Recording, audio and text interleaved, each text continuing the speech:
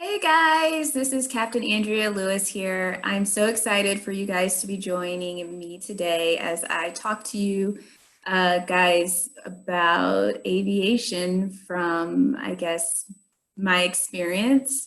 Um, should be pretty interesting, and I'm looking forward to talking with you all. We're going to start here in the next couple of minutes just to give a few more people time to jump on the call, and then we'll get started. Okay, I think we're going to go ahead and start since I think this is, yeah, I think we're good to go. So once again, I'm Captain Andrea Lewis. I am a JSTARS pilot down at the 116th Air Control Wing at Robins Air Force Base in Warner Robins, Georgia.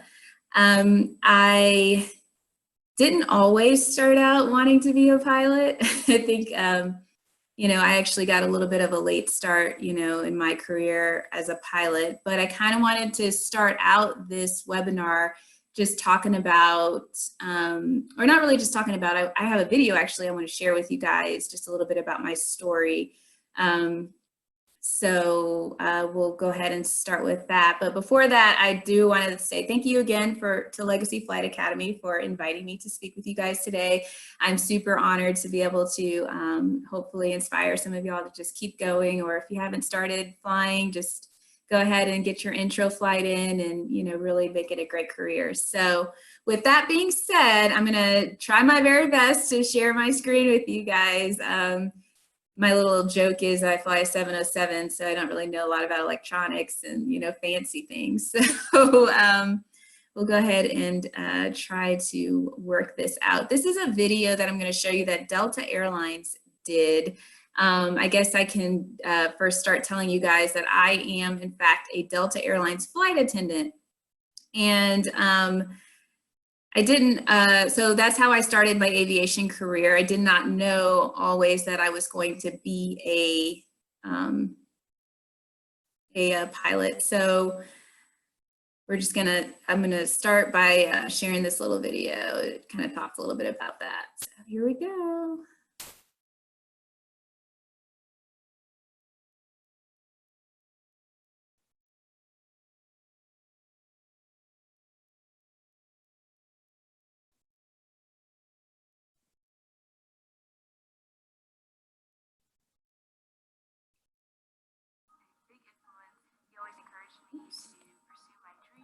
Sorry, let me start from the beginning.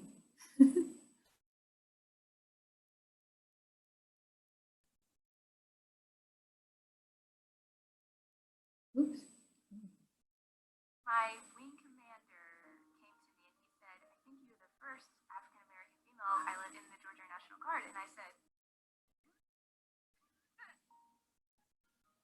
ever since I was a child, I'm very interested in aviation. My dad was a big influence. He always encouraged me to pursue my dreams and introduced me to the flight deck portion of aviation.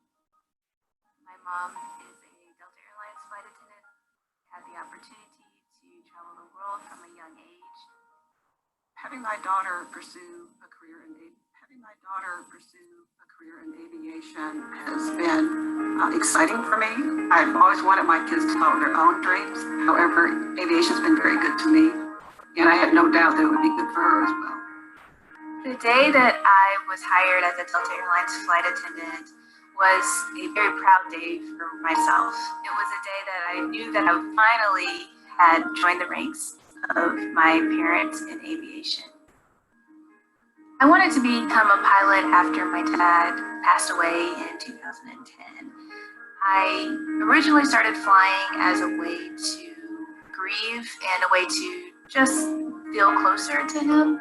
The 73rd Airlift Squadron initially suggested that I become an officer and go to undergraduate pilot training with the Air Force. And I said, okay, I guess I can do that. I started on that path, and that's how I got hired by the 116th Air Control Wing with the Georgia National Guard. When Andrea achieved the goal of becoming a pilot, I was over the moon as a parent. When Andrea wants to do something, she is going to do it, and she is going to complete that task, whatever it might be, to the best of her ability. The have to be tenacious. You cannot take no for an answer. You have to be knowledgeable about what you're doing, and that way people can really respect and appreciate your hard work that you're putting into doing whatever craft or career that you're pursuing. Diversity and inclusion is important in the workplace to me because it allows for there to be an arena of a lot of different mindsets, a lot of different ways to be creative and to come up with new ideas.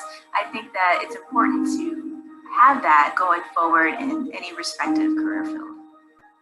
It is an honor to be considered a part of American history. I look up to notable aviators such as Bessie Coleman and Delta's first African-American female captain, Stephanie Johnson. It is such an honor to follow in the footsteps of those leaders in aviation.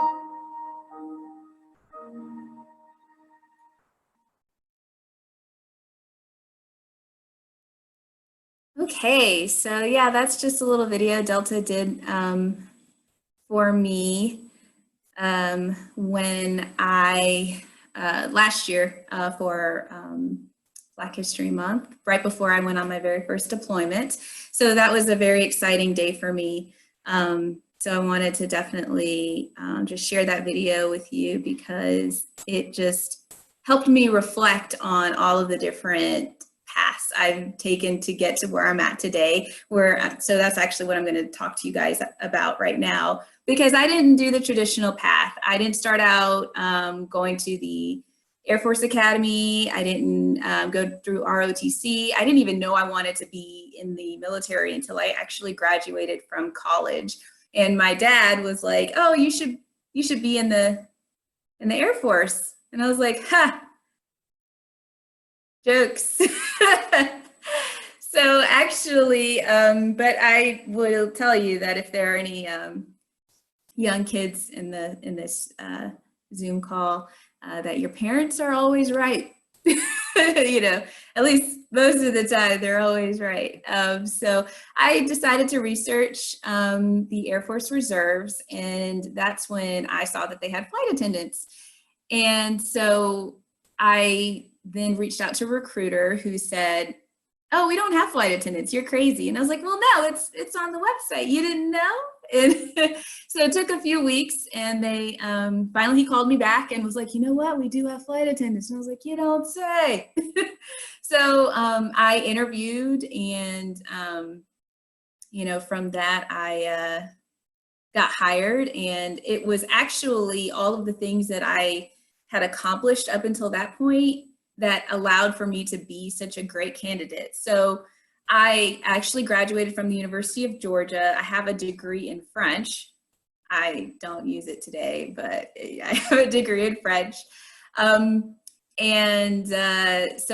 you know, being a flight attendant, you know, customer service, you know, being able to speak another language at the time was very helpful in them being able to pick me as a flight attendant. So I did that. So as soon as I got qualified with that, Delta was hiring for the first time in like forever. And I got hired by Delta as a flight attendant. And so I trained with them for a little bit. At the time, you know, like you saw in the video, my dad had passed away. And so about 8 or 9 months after he passed, I decided to start flying airplanes, because my dad, as you have seen, was a American Airlines captain, and he always wanted me to be a pilot. In fact, actually growing up, I didn't think being a pilot was for me, but you know, look how funny life turns out, right? So I started flying on the civilian side. I got my private pilot's license in a pretty good quick amount of time at a Petrie DeKalb Airport here in Atlanta, Georgia. I'm born and raised in Atlanta. And so it was a very good experience for me starting out. And then once I got my PPL, I decided to continue on with my instrument rating.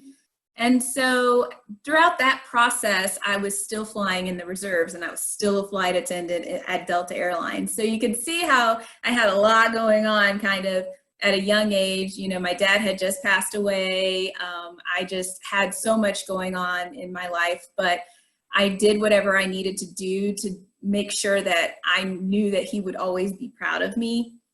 And so I didn't really have a lot of downtime. I didn't have a lot of off days, but I was able to kind of just continue to keep my dream going and keep my goals there. And what helped out was that my current unit at the 73rd Airlift Squadron, which is where I was a reserve flight attendant at in the Air Force, they helped me out. They motivated me. They pushed me. They were like, you're going to go and you're going to be an officer in the Air Force.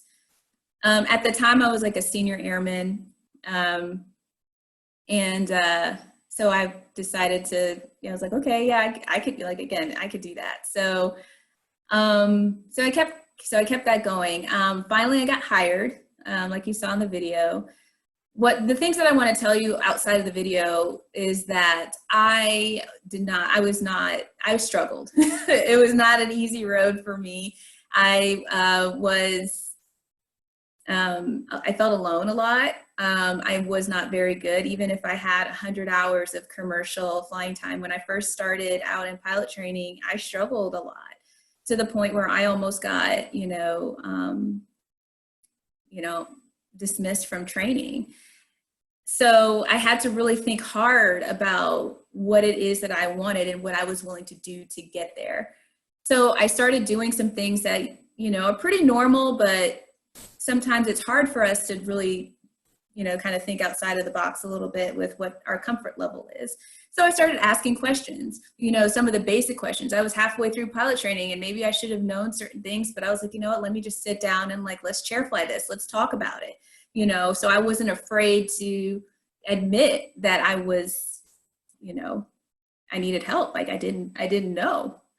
So, that helped me out a lot. So then I started to get better, and a little bit better and better. And I had great people in my corner that helped me out. So that's a big thing too. If you don't have a mentor, get one.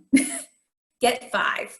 I have like a ton of mentors that I would not be sitting here today talking to you all if I didn't have them. So if you have that teacher that you can go to and talk to about certain things, if you have a friend's mom or somebody in the aviation industry, whatever it is that you want to do, go ahead and find someone that's going to help you out, that's going to push you and tell you things that you don't want to hear, because that's important too. Everybody, you're not always right. So I ended up graduating in like the top half of my class, which was a big feat for me. I didn't graduate with my original class that I wanted to, and that's sometimes hard to share, but I definitely want to, again, illustrate the moment in my life and that I struggled. This was not a cakewalk. Nobody was giving me any kind of, it was very hard for me. So I definitely just, want you to know that even if it is hard for you, you can still do it. You can still persevere, get out there, study, ask questions, get a buddy, do whatever you can to make it happen. And it did, and it will, as long as you're willing to put in the work. So that happened for me, and everything just kept going from there. The ball just kept rolling. And so then, I became the first African-American female pilot in the Georgia Guard. I didn't realize that was what was going to be for me, but that was what was for me. So I'm super blessed to be able to, tell you some of the things that happened to me in my life to help me keep the big picture in view, because sometimes we get so, focused on the small things, or we don't want to do things. And, even like for right now during the pandemic, it's very difficult to,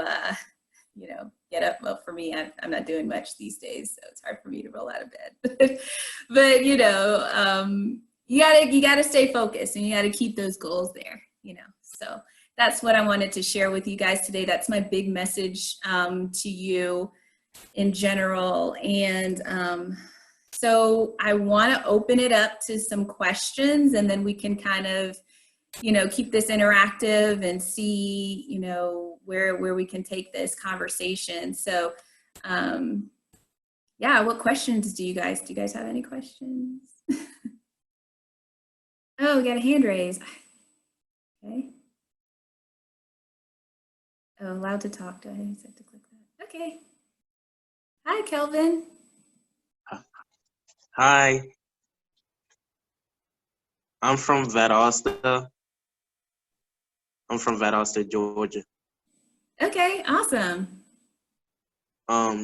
So how how some pilots have one wing like on their uniform? How Yes. how did you got two wings? Okay, that's a great question. So I have two wings because I started out as a Delta. Well, I guess I did start as a Delta flight attendant. I started off as a military flight attendant. So because of that, I was able to earn my aeronautical wings. That's the ones that are on the bottom. They're the enlisted aeronautical wings, and then the ones on top are my actual wings I earned from pilot training. So yeah, that's a great question. I don't really want to unmute everybody or mute everybody. Okay. Go ahead, Tristan. Oh wait, hold on. Allowed to talk. I have a question. How long did you have to work, or are you still working now? Oh, that's a complicated question. So that's a great question too. So, and that kind of leads me to want to talk about just a couple of things. So, and I didn't get too deep into, the actual mission set for my aircraft just because I don't want to get too in depth with that. And you got to see it a little bit and that kind of stuff. But so right now, currently, I am on a leave of absence. I'm basically just kind of away from Delta as a flight attendant right now. I'm gonna mute you for just a second. And that allows me to currently be working as a pilot for Endeavor Air, which is basically a small version of Delta Airlines. So I fly what's called a CRJ 200.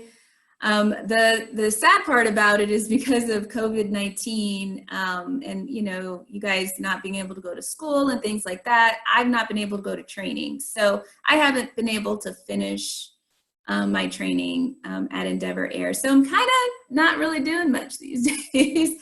I'm going to fly with the military next week. But, I'm kind of just doing little things here and there. So that's how often I fly today. Now, normally I'm a part-time military member in the Georgia Air National Guard. And that's something I can talk about too. Again, great question. So the Guard, okay? Big picture. The Georgia Air National Guard, or any state that you're in, is a part-time entity, if you will. So basically, our job is to we're going to kind of governed by the state a little bit. Georgia kind of tells us what to do, but the federal government kind of tells us what to do too sometimes. So I'm part-time. I'm what's called a traditional guardsman. So that means that I just go in 1 week in a month, 2 weeks out of the year, traditionally. I fly a little bit more than that, obviously, but basic concept, that's what I do, which is a great option for people who don't want to go in full-time. Now, I've never been a full-time military member. I'm not active duty. I've never gone to the academy. I didn't join ROTC. I actually got commissioned. I became an officer through what's called Officer Training School down at Maxwell Air Force Base in Montgomery, Alabama. So I did that for 8.5 weeks. 8 weeks? Anyways, and so that's how I became an officer, and that's what my job looks like, today. as a part-time military member, which again is a great option if you aren't looking to do it full-time. And there are a lot of benefits that come with having the option of doing it part-time.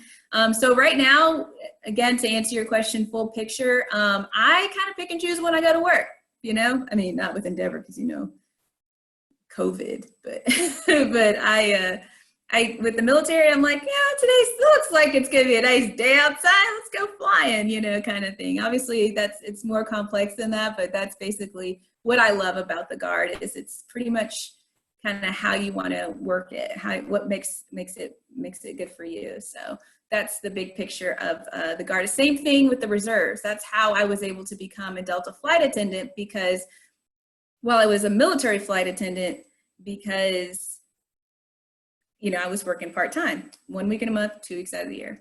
So it allowed me to have benefits on the commercial side and you know, still do my military duty. Now, the benefits of the commercial flying, okay? I'm gonna just throw this out there. I know a lot of people are military focused and that's great. I love being a military pilot. It's one of the best things I've ever done in life.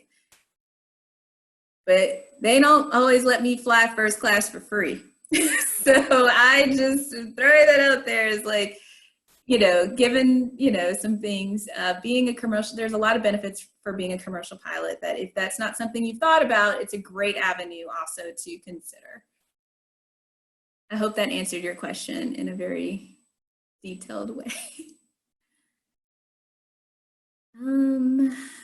Okay, oops. Go ahead. What did I unmute? Did I unmute somebody? Who raised their hand?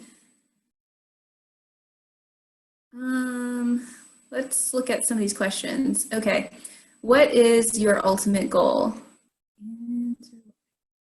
Okay, so my ultimate goal, Aubrey, is if Delta called me today and said, you are going to be a first officer on the 737 out of Atlanta, goal accomplished. I have done my due diligence in life. That is my ultimate dream. Why? Because I love the 737. If it's not Boeing, I'm not going. That's what I always say. But that's the goal. Ultimately, from a leadership perspective, I'm not really sure. I've kind of just taken everything day by day. I definitely love some of the leadership opportunities I've had being in the military, but that's kind of my flying goal is to be a Delta Airlines first officer right now and fly the 737. What helped you the most when you were having trouble with your training? And do you have ways for us to stay efficient during quarantine? Okay, that's a great question. So what helped me the most, again, was being able to ask those questions and having those people that were willing to chair fly with me. I don't know if you guys are familiar with chair flying, but let me tell you a little bit about chair flying. Okay, me and chair flying are like this. Okay, that's my bestie. So basically what you do is you sit in a chair and you act like you're flying an airplane, but you're not. So you sit in a chair and you're like, all right, so flying down and you talk about, all right, at this point, I'm gonna, set power, there's V1, okay, rotate, and you're talking yourself through flying. You positive brake, you're up, flying along, lower the pit, I'm telling you, this is chair flying. And you talk about every little aspect of flying, and it helps you out so much. If you want more information on how to chair fly, I will chair fly with you. I love chair flying. It is the absolute best thing to do. So that's one thing that helped me out during training. And that's one thing that you can do to stay efficient during quarantine. If you aren't doing any, and then I will say this with a lot of caveats depending on where you live and all these things, but if you're looking at doing, some testing, some ground school testing, go ahead and get that knocked out. Now is the time. Study, get your, ground school done, and, life will be so much better. And it'll help you stay sharp. So those are two things that I do. And another thing too, outside of having a mentor, having a group of people around you that you know, will help you out with just like basic stuff. Like I had someone help me cook because I was not eating, you know, I didn't cook, you know, meals all the time. So it kind of helped me, you know, be able to be more efficient with things like that. So making sure you are having the help you need to do some of the things that you know, need to do. So cool. Let's see. Okay, so somebody is a cadet at a boarding school. He is interested in becoming a pilot. Oh, I'm glad. No, so here's the thing. Being, again, there is no wrong or right way to become a pilot. You know, I didn't start pilot training until I'm 32, almost 33 years old. So I started out when I was like 20, like 4 or something, being a pilot. So I didn't know that I was really interested in aviation until I was a lot older. So this is, so, you know, it's never too late. Well, relatively speaking, you know, and it's always fun. You can make it a fun activity like you could do on the side, or you can make a career out of it. Just depends on what you want to do. So, and if you need to talk to me, you can, you know, message me. I'm on Instagram at Aviator Andrea. And I'm so happy to talk with you guys. What other questions do we have? Kelvin, you have another question? Yes, ma'am. Okay. What is it? What kind of plane do you fly? Is it like a cargo plane or like a E3 or something like that? Okay, so it's kind of like an yes. So it's not a cargo plane. It's actually a plane for, we basically watch a lot of things and activities that go on the ground. So that's pretty much the main priority of what my jet does. And like I said, I didn't want to talk too much in detail about it, but it's a Boeing 707. You know, as you saw in the video, it's kind of, it's pretty decent sized airplane. And I love flying it. It's my baby. But it's so I don't know if that helps. So and the thing too that I want to bring up is that, because I think every time somebody does one of these seminars, which is really great, you got to really think about what kind of flying you really want to do. And maybe you don't know right now, but maybe do a little bit of research. And so, yeah, I mean, my airplane is a little more secret squirrel kind of a situation, not super secret squirrel, but super, you know, I guess it's so I don't want to talk too much about it, but it's a fun jet to fly. If you want to fly with like a lot of people, it's cool. It's not like a 2-man type situation, or woman. If you want to be a fighter pilot, then like, hey, I'm here for it. I don't know anything about being a fighter pilot, but I can point you to someone who does know something about being a fighter pilot. And they can answer those questions for you. What do you name your plane? It's JSTARS. Or do you mean like what I personally call it? Because I call it something Like, different. yeah, like, what do you personally call it? Oh. Well, I don't know. It's the Precious, I guess. I don't. Nice, ain't it?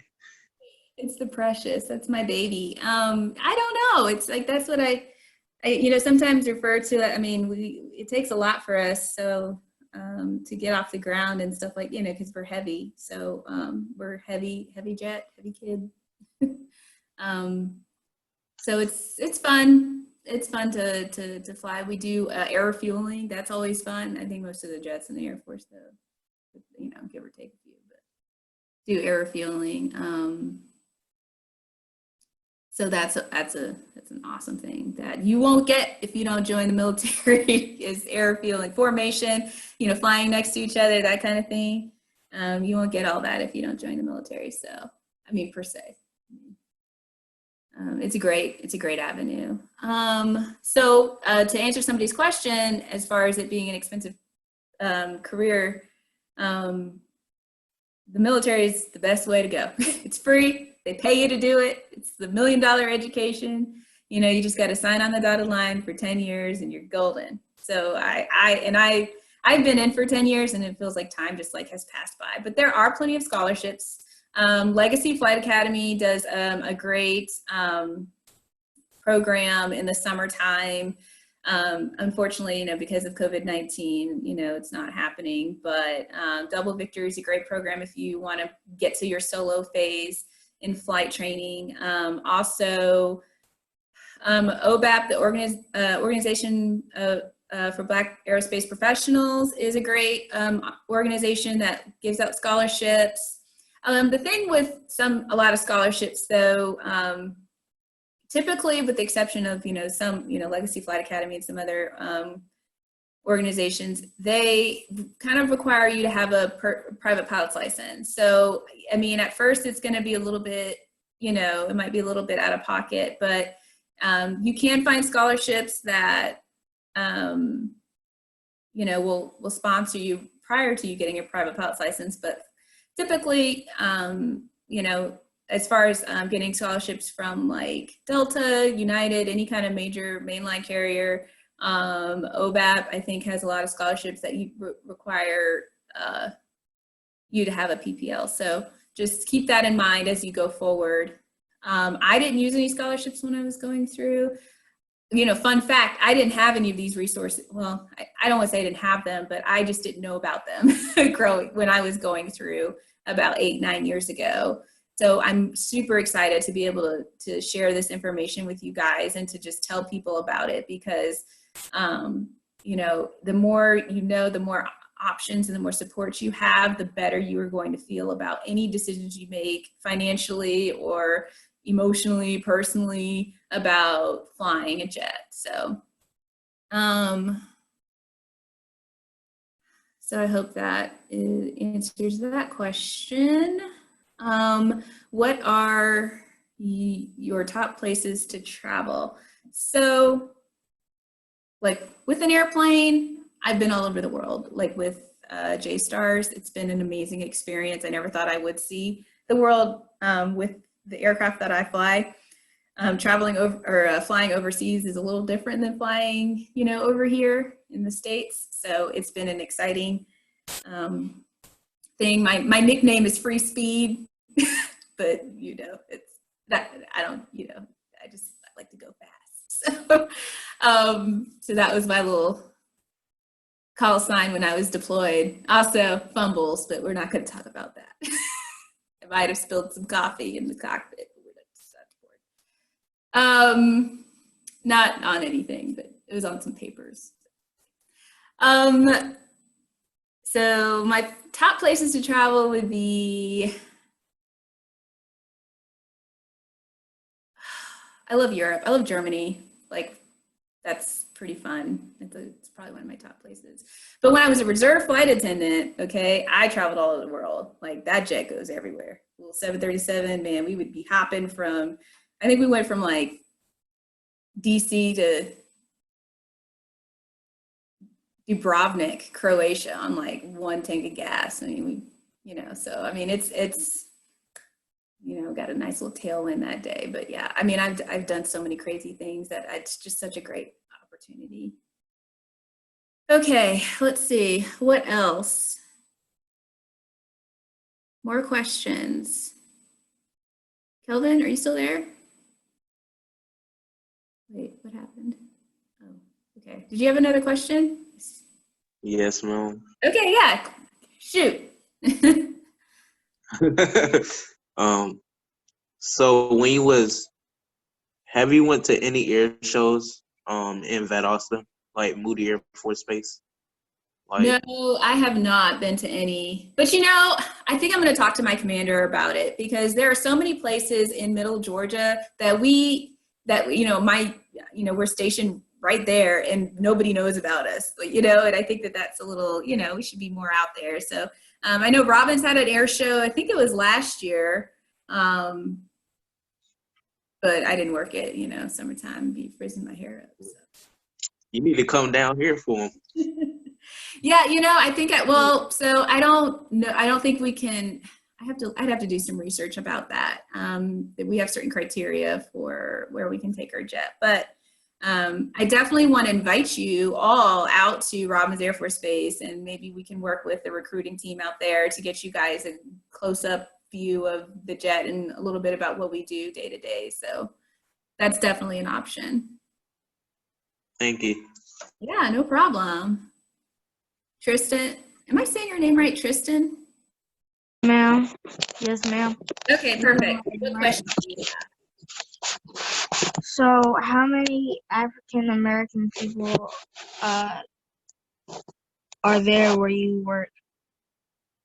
Where I work. So to include myself, pilot team, for pilots, there's, including myself, there's 2 of us.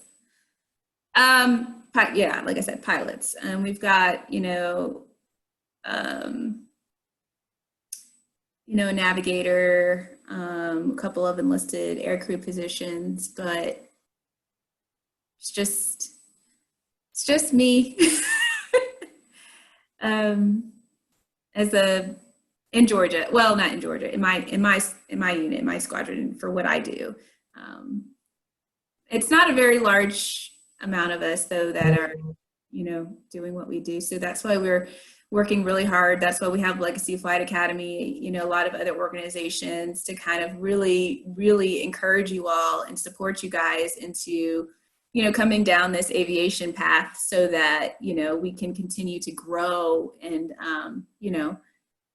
really, make it a common, career field for African Americans.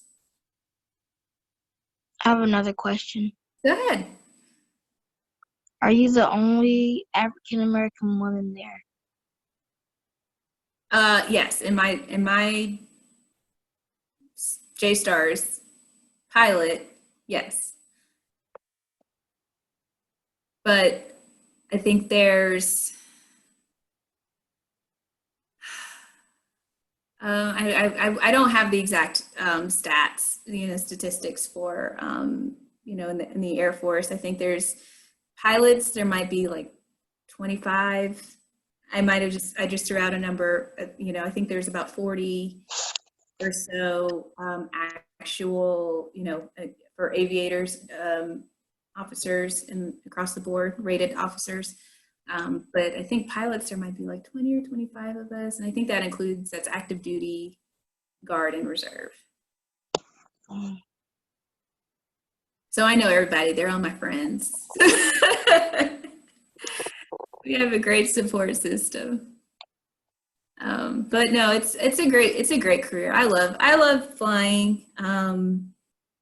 It's not, like I said in the beginning, it wasn't, the path wasn't what I expected it to be, but I'm glad it wasn't. Sometimes we get so bogged down on like, hey, this path is, it's got to be like this. I got to do well. I can't have any mess ups or anything like that. But you know what they always say? I'm just going to mute you for just a second. Do you know what they always say about,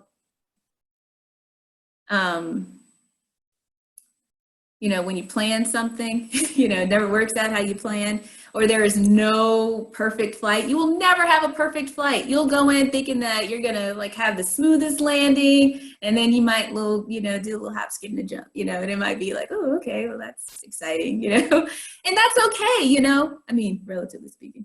You want to just go in and just do the best that you can, and that's all you can do, and everything else will settle around you. It's like ground effect. You'll just settle right on it. You can't really focus on what you didn't do. You have to focus on what you can do. And that's how I got to where I'm at, is letting all that go. George, you got a hand raised. What questions do you have? My question is, what courses would benefit students in high school who are interested in becoming a pilot or flying? That's a great question. So, what would help you obviously would be any kind of engineering course, aeronautical engineering, math, you know, geometry, you know, any of those types of courses would help. I mean, it's not to say, so my path was a little bit different because I actually did not, you know, I was not focused on any of those courses when I was coming up. So, you know, like I said, I have a degree in French, and that I have no, like, it does me no good right now. So, although some of the colors, you know, they referred, well, on the CRJ, it's a Canadian regional jet. They're like, oh, this is amber, and you know, I try to make it all Canadian French, and they think I can. Anyways, no, there's no benefit for me being but so I tell people, if you could be an engineer, if you have any kind of engineering, you know, background, electrical, anything like that, I mean, it's definitely beneficial, but is it the end all be all? No. Like, Okay. no, Okay. Thank you so much. oh, my pleasure. Sorry, I'm like really bubbly, so don't, you know, please ask away. I'm very passionate about this. I'm super excited I get to speak with you all. So yeah.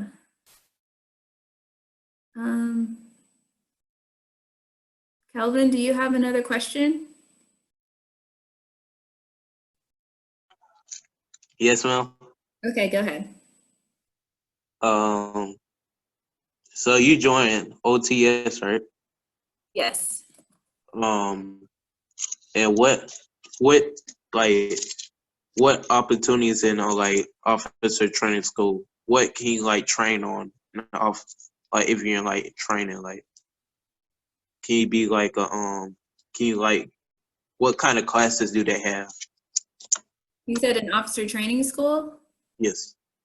So the thing with officer training school is that everybody's there is going to be an officer for many different career fields. So there isn't any specific course that's necessarily geared towards, you know, being a pilot, or a course that you have to take. They kind of have a rubric or a syllabus, if you will, that everybody follows to get their better bars at the same time.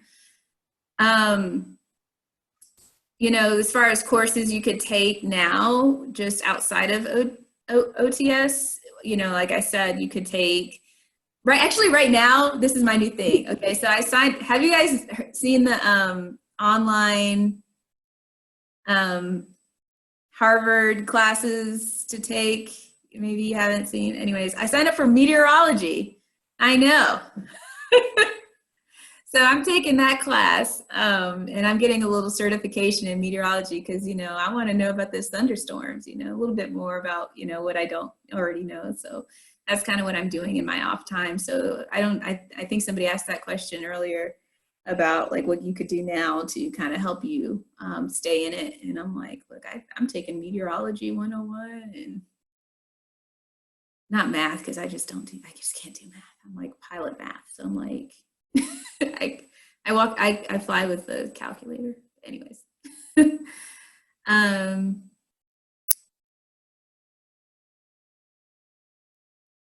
James, do you have a question? Thank you, and thank you for putting on this this Zoom seminar. As you indicated, you know, flight training for youngsters can be kind of expensive. And I know you touched on a little bit that there were scholarships that are out there. Can you talk a little bit about memberships to organizations and best places to look for that kind of scholarship support as a young person is looking to get some airtime and pursue this flight career? Thank you. Yes. So again, like I would say, you know, again, Legacy Flight Academy is a great organization. If you have not, or you are looking to solo, they have some great opportunities in the, you know, hopefully in the next, you know, year or so, when things kind of settle down, for you to be able to participate in those, such as Double Victory.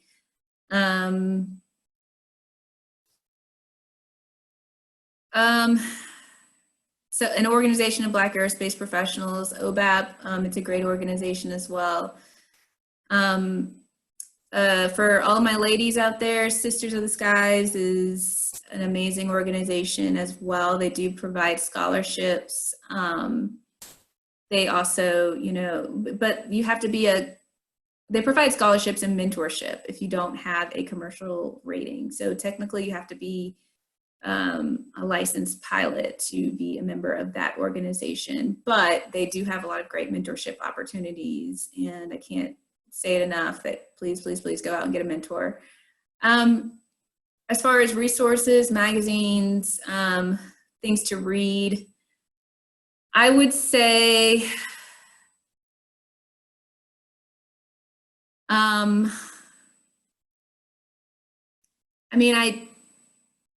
outside of just taking a few courses, resources, I'm not really too familiar on the civilian side of things, some of the best books. I will say this, now is a great time if you are, eligible to apply for a pilot position with the military. Go ahead and start studying for the AFOQT. That's the Air Force Officer Qualification Test. And there's a lot of books on Amazon.com that you can have shipped to your house to help you out. Barron's creates a good resource. I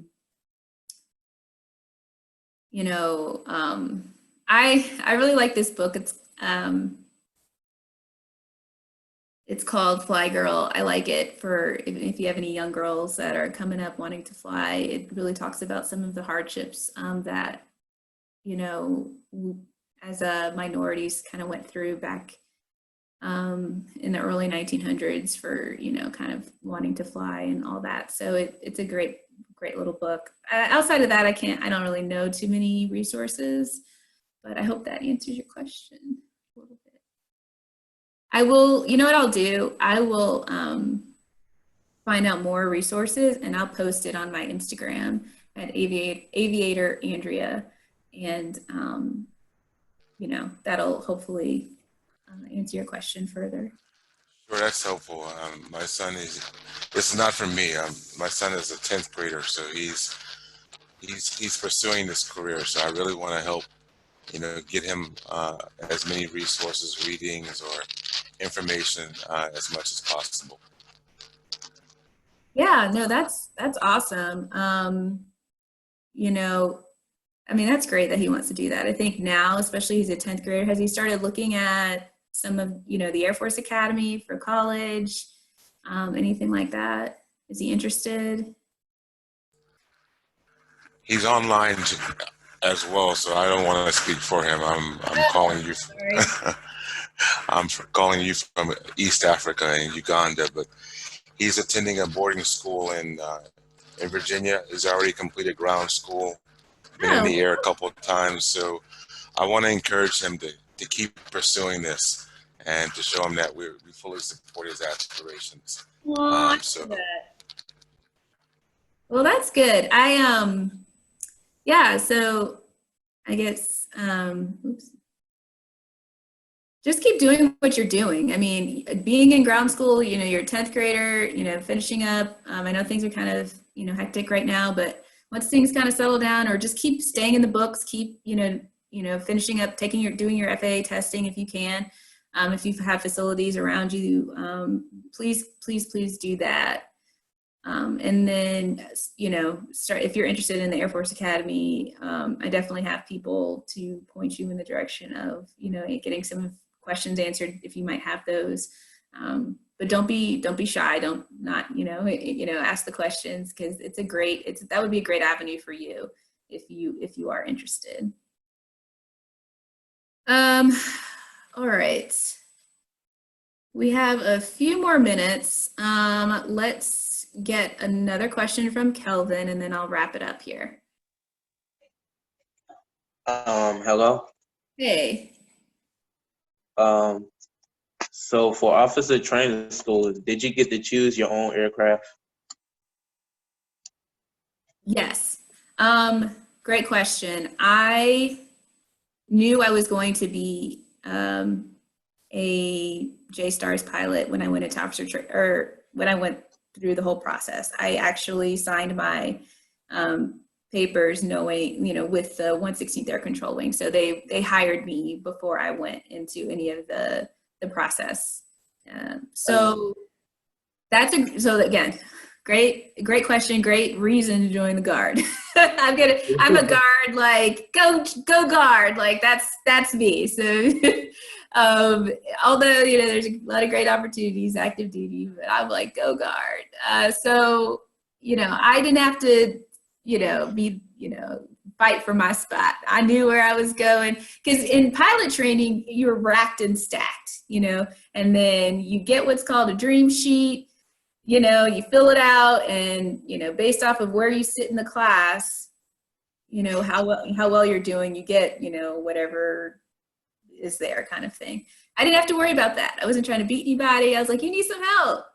I need some help. Let's help each other. let's win together.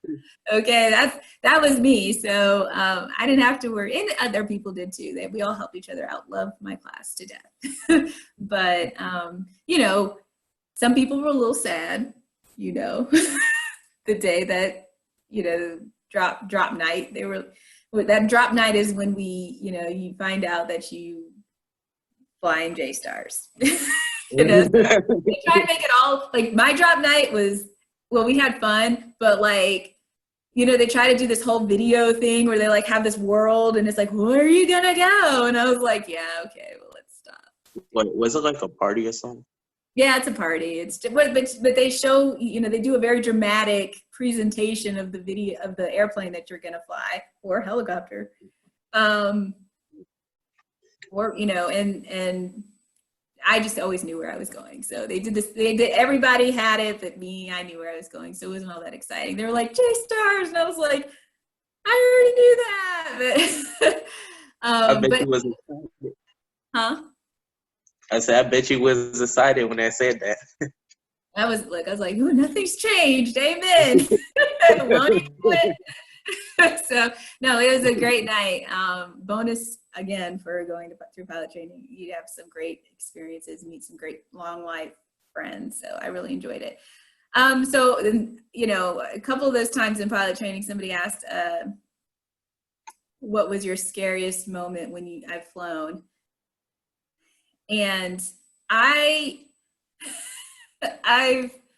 so in pilot training, they do what's called an area solo. So that means you get to take the little T6 up by yourself, you like tinker around, you take off, and you're like, yeah, I'm bad, and I'm, able to do this by myself. And you get to the area, and you get to practice all these little aerobatic maneuvers, all these little loops and things that you have been taught without an instructor. Let's just say I won't be doing that again. I scared myself a little bit, but that's okay. I think I was taught how to, get out of any situation that I was in, and let's just say I did border patrol for the rest of my flight, but that's okay.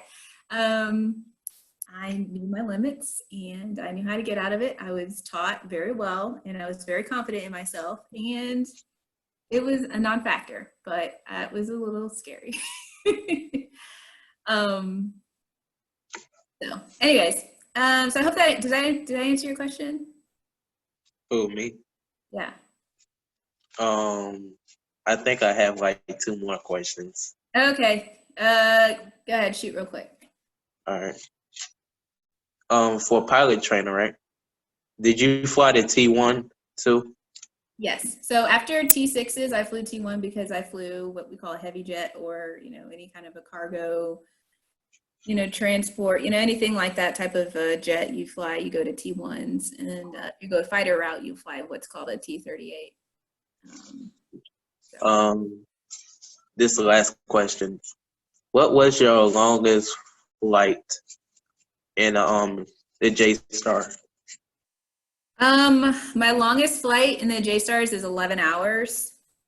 Yeah.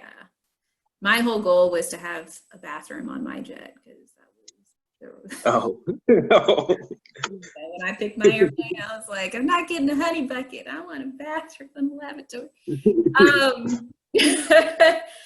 Priorities, right?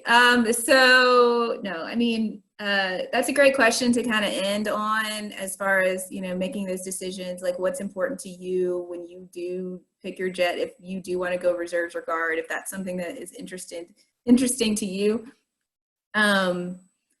Then, you know, make a list, figure out what part of the country you want to be at, what, you know, or do you want to be full-time? Do you want to go part-time? You know, what is their, you know, ops tempo? We say that to mean, you know, how often are you going to be gone from home? You know, how often are you going to deploy? What does their training regiment look like? You know, I mean, certain things that, you know, might be important to you, they might not be important to you, but you got to make sure that you are happy with whatever it is that you're doing. Ultimately, you're the one that's going to be doing it. So just make sure that you know, are exactly where you want to be, or, you know, you can make changes, you know, as the time goes on. You're not, you know, one thing great about the military, especially like if you fly what's, you know, like a C-17, for example, not my jet, because we're the only people that do what we do, but you know, C-17s, they're everywhere. You know, if you don't like being in sunny Charleston, then go to, you know, Travis or something, you know what I mean? Go to the West Coast or go someplace else, you know, like it's totally up to you. And I just threw that out. I don't know exactly who has what, but I'm just saying there's tons of options that you have.